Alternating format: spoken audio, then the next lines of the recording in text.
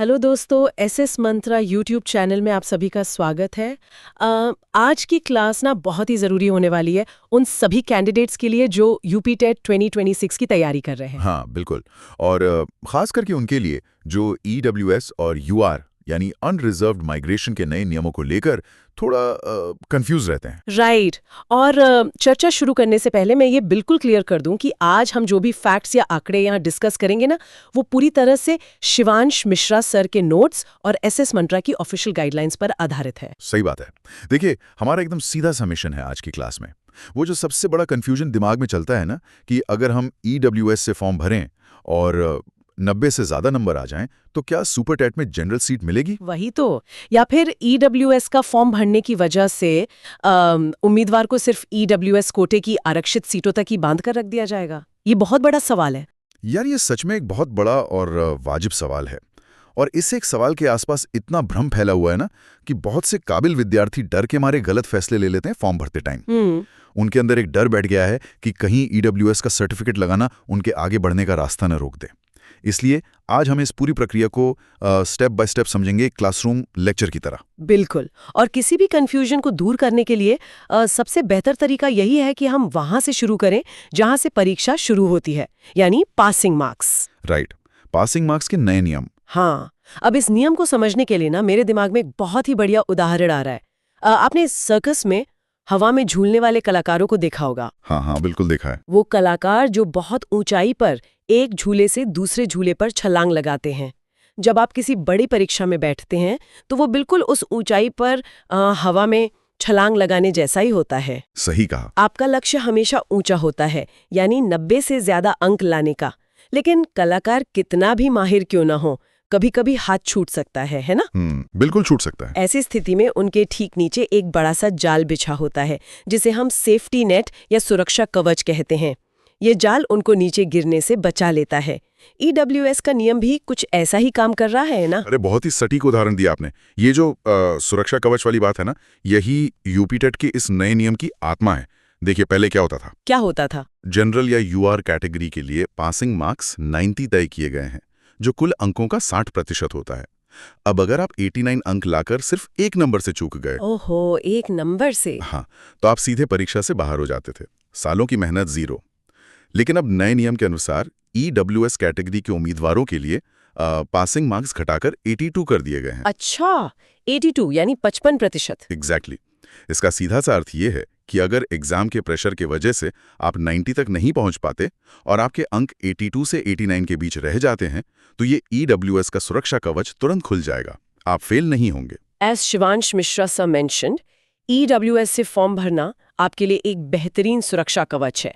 ये तो कैंडिडेट्स के लिए एक नई उम्मीद की किरण है। बिल्कुल है। लेकिन अब मान लीजिए सेफ्टी नेट ने विद्यार्थी को यूपी टेट में क्वालिफाई तो करवा दिया, यहाँ तक तो ठीक है। लेकिन इसका अगला असर मुख्य परीक्षा यानी सुपर टेट की मेरिट पर क्या पड़ेगा? यहीं से वो शब्द सामने आता है जिसने सबसे ज्यादा भ्रम पैदा किया है, माइग्रेशन। राइट। और मुझे यहाँ एक सवाल पूछना है, थोड़ा क्रिटिकल होकर।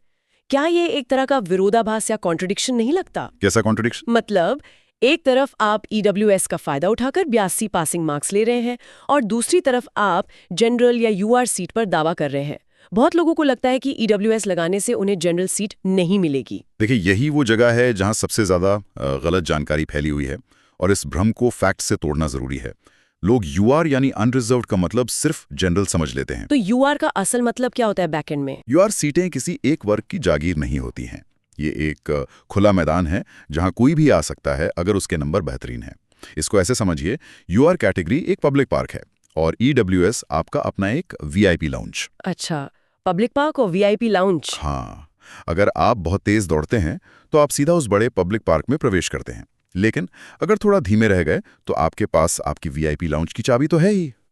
समझ गई। जब सुपरटेट की मेरिट लिस्ट बनती है ना, तो सॉफ्टवेयर सबसे पहले उम्मीदवारों को अंकों के आधार पर ऊपर से नीचे तक लगाता है। अगर ईडब्ल्यूएस कैंडिडेट के अंक यूआर कट ऑफ से ज्यादा हैं, तो उसको तुरंत अनरिजर्व्ड सीट मिल जाती है। इसे ही माइग्रेशन कहते हैं। ओके, और अगर अंक कम रह गए तो फिर उसे अपने ईडब्ल्यूएस कोटे की सीट मिल जाएगी। इसे दोहरा लाभ या डबल बेनिफिट कहते हैं। जैसे ओबीसी और एससी कैंडिडेट्स को मिलता है ना, बिल्कुल वैसे ही। Rightly said. Shivansh Mishra sir ने बिल्कुल सही स्पष्ट किया है कि ईडब्ल्यूएस आपको जनरल में जाने से नहीं रोकेगा। यानी ईडब्ल्यूएस लगाने से खोने को कुछ नहीं है, पर इसकी कोई शर्त भी है क्या? हाँ, एक तकनीकी शर्त होती है। माइग्रेशन का नियम तभी लागू होता है जब कैंडिडेट ने आयु यानी एज या फीस में कोई अतिरिक्त छूट ना ली हो। अच्छा। लेकिन यूपीटेट और सुपरटेट में आमतौर पर फीस सबके लिए समान होती है। तो जब तक आप एज लिमिट में छूट नहीं ले रहे हैं, ये दोहरा लाभ पूरी तरह आपके पक्ष में काम करेगा। चलिए, नियम और दोहरे लाभ वाली बात तो क्लियर हो गई, लेकिन इन नियमों का लाभ लेने के लिए सिर्फ जानकारी होना काफी नहीं है। कागजी कार्यवाही यानी पेपर वर्क बिल्कुल सटीक होनी चाहिए, है ना? अरे पेपर वर्क ही तो सबसे मेन है। कंप्यूटर सिर्फ डॉक्यूमेंट की डेट देखता है, आपकी मेहनत नहीं। वही तो अब डॉक्यूमेंट्स के बारे में समझाइए। फॉर्म भरते टाइम क्या जरूरी है और क्या नहीं? सबसे पहले उस डॉक्यूमेंट की बात करते हैं जिसकी आवश्यकता नहीं है। यूपीटेट फॉर्म के लिए आय प्रमाण पत्र यानी इनकम सर्टिफिकेट नहीं चाहिए होता। वेट, सच में? इनकम सर्टिफिकेट नहीं चाहिए? बिल्कुल नहीं, क्योंकि ईडब्ल्यूएस सर्टिफिकेट खुद ही आपकी आय पर आधारित होता है। तो सरकार आपसे अलग से इनकम सर्टिफिकेट नहीं मांगती। लेकिन निवास प्रमाण पत्र यानी डोमिसाइल बहुत जरूरी है। और उसकी वैलिडिटी कब तक होती है? डोमिसाइल आजीवन यानी लाइफ टाइम वैलिड रहता है। एक बार बनवा लिया तो हमेशा साथ देगा जब तक आप राज्य न बदल लें। ये तो राहत की बात है, लेकिन असल परेशानी तो आरक्षण के सर्टिफिकेट्स की वैलिडिटी को लेकर होती है ना? बिल्कुल। डेट्स का क्या चक्कर? हाँ, इसके लिए एक मास्टर मैट्रिक्स तैयार किया है हमने। देखिए, भारत में आर्थिक वर्ष 1 अप्रैल से 31 मार्च तक चलता है। ईडब्ल्यूएस प्रमाण पत्र पिछले साल की आय पर बनता है। राइट। तो ईडब्ल्यूएस और ओबीसी नॉन क्रीमी लेयर के लिए सबसे सुरक्षित समय सीमा है 1 अप्रैल 2025 से 26 अप्रैल 2026 के बीच की। इस बीच बना होना चाहिए। ओके, और ओबीसी क्रीमी लेयर का क्या नियम है? ओबीसी क्रीमी लेयर के सर्टिफिकेट की वैलिडिटी आवेदन तिथि से ठीक पिछले 3 वर्ष तक मानी जाती है। और SC/ST कैंडिडेट्स के लिए? उनके लिए तो नियम बहुत सरल है। उनका जाति प्रमाण पत्र डोमिसाइल की तरह ही लाइफ टाइम वैलिड होता है, बार बार रिन्यू नहीं करवाना पड़ता। लेकिन यहाँ एक प्रैक्टिकल समस्या आती है। मान लीजिए किसी का ईडब्ल्यूएस या ओबीसी सर्टिफिकेट पिछले वित्त वर्ष का है और वो ठीक 31 मार्च 2026 को एक्सपायर हो रहा है, तो क्या उन्हें नया बनवाना पड़ेगा? इसमें तो हफ्तों लग जाएंगे। यही तो वो उलझन है जहां विद्यार्थी घबरा जाते हैं। लेकिन इसका एक स्पेशल हैक है जो नियम के अंदर ही आता है। आपको घबराने की जरूरत नहीं है। क्या हैक है? नियम कहता है कि जिस दिन आप फॉर्म सबमिट करते हैं, डॉक्यूमेंट उस दिन वैलिड होना चाहिए। तो समाधान ये है कि आप 31 मार्च से पहले अपना यूपीटेट आवेदन सबमिट कर दें। अच्छा, मतलब अगर 29 या 30 मार्च को फॉर्म भर दिया तो सर्टिफिकेट वैलिड माना जाएगा? एकदम वैलिड माना जाएगा। और एक बार फॉर्म एक्सेप्ट हो गया तो आगे मुख्य परीक्षा के लिए भी वो पुराना सर्टिफिकेट लीगली कंप्लीटली वैलिड ही रहेगा। वाह, ये तो बहुत बढ़िया टिप दी आपने। यानी फॉर्म भरने की टाइमिंग का ध्यान रखना है बस।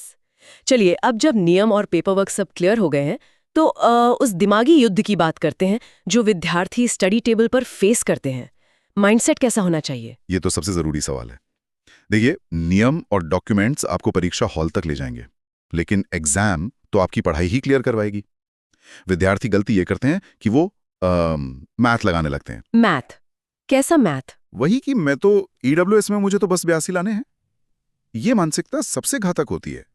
पढ़ाई के वक्त आपकी कोई कैटेगरी नहीं होती। बिना किसी डर के ईडब्ल्यूएस से फॉर्म भरिए, क्योंकि ये आपका नुकसान नहीं, फायदा ही कर रहा है। As Shivansh Mishra sir mentioned, तैयारी करते समय आरक्षण के बारे में ना सोचें। अपना लक्ष्य हमेशा 100 से 110 प्लस अंकों का सेट करें। बिल्कुल सही। क्योंकि 82 अंक तो सिर्फ एक सेफ्टी नेट है ना। अगर आप वही ट्रेपेज आर्टिस्ट है तो आपका ध्यान ठीक सामने वाले झूले पर होना चाहिए, नीचे बिछे जाल पर नहीं। हाँ, जाल तो सिर्फ इसलिए है कि गिरने का डर निकल जाए और आप फ्रीली अपनी बेस्ट छलांग लगा सकें। जब लक्ष्य बड़ा होगा तभी तो आप यूआर सीट तक पहुंच पाएंगे। तो दोस्तों, आज की क्लास में हमने बहुत से मूल बिंदुओं को समझा। एक छोटा सा रिकैप कर लेते हैं। हमने देखा कि पासिंग मार्क्स की छूट कैसे सेफ्टी नेट बनती है। फिर हमने दोहरे लाभ और यूआर माइग्रेशन को समझा। हाँ, और साथ ही आर्थिक वर्ष के हिसाब से डॉक्यूमेंट्स की वैलिडिटी और वो 31 मार्च वाला स्पेशल हैक भी डिस्कस किया। बिल्कुल। और अपनी तैयारी 110 प्लस अंकों के लक्ष्य के साथ करने की अहमियत को भी जाना। लेकिन इन सब से एक बहुत बड़ा सवाल भी निकल कर आता है। क्या सवाल?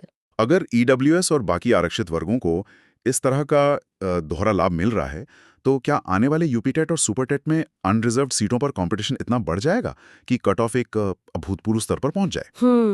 एक तरफ नियमों ने रास्ते खोले हैं तो दूसरी तरफ अनारक्षित सीटों की टक्कर अब और भी भयानक होने वाली है। ये सोचने वाली बात है हर कैंडिडेट के लिए। वाकई कंपटीशन तो अपने चरम पर होगा ही, इसलिए 110 प्लस अंकों का टारगेट अब सिर्फ सुझाव नहीं, इस रेस में टिके रहने की सबसे बड़ी जरूरत बन चुकी है।